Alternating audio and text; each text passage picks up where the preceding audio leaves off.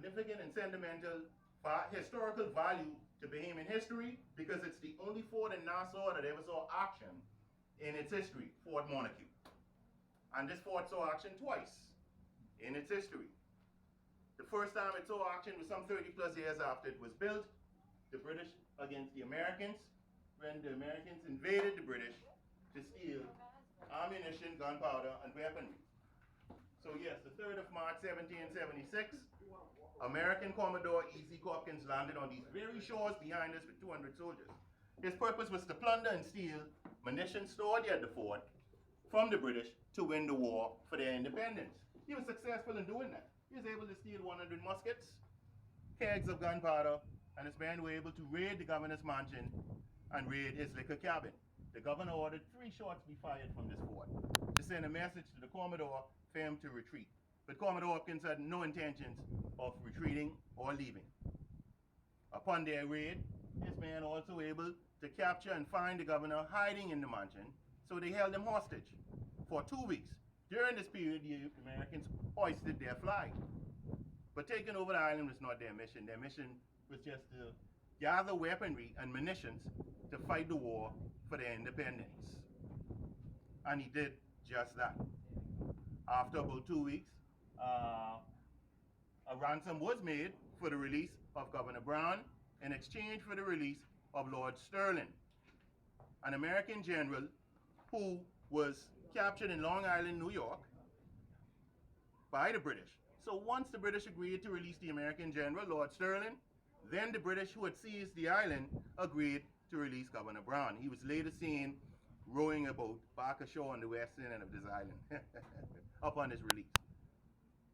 So yes, 4 months after that, the 4th of July, the U.S. got their independence that very year, 1776.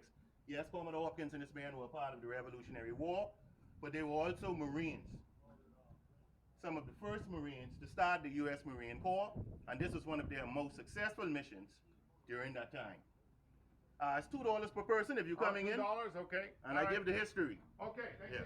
Now, 6 years after that, the fort saw action again, the British against the Spanish, where Governor of Havana, Cuba, Don Juan de Cagle, landed here with 5,000 soldiers, taking siege and taking charge of Fort Montague and Nassau, Bahamas. But the Spanish were not here long.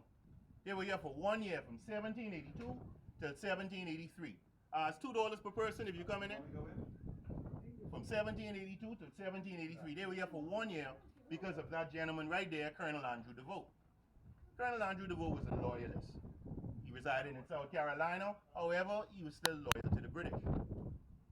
He was already used to Nassau being British territory, so he would not sit nor stand for the Spanish rule being here. What he did was he devised a plan to rid the island of the Spanish.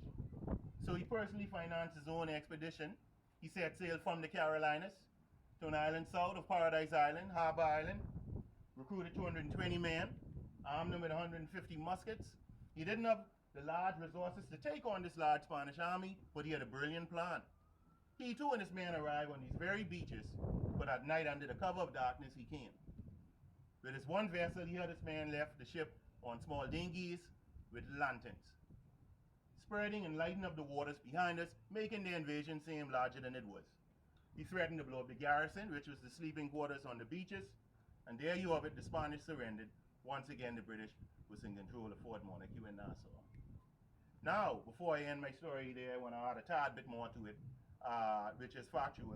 There was a peace treaty signed 1 week prior to Mr. DeVoe's expedition coming here between Spain and Britain. So it is believed that the Spanish freely handed over authority to Colonel Andrew DeVoe. Spain and Britain shared a mutual enemy during this period, and it was Napoleon the French. Also tied in that peace treaty deal agreement for the Spanish to relinquish authority from Fort Montague was also Fort Augustine, so that the British would leave the Spanish with that fort.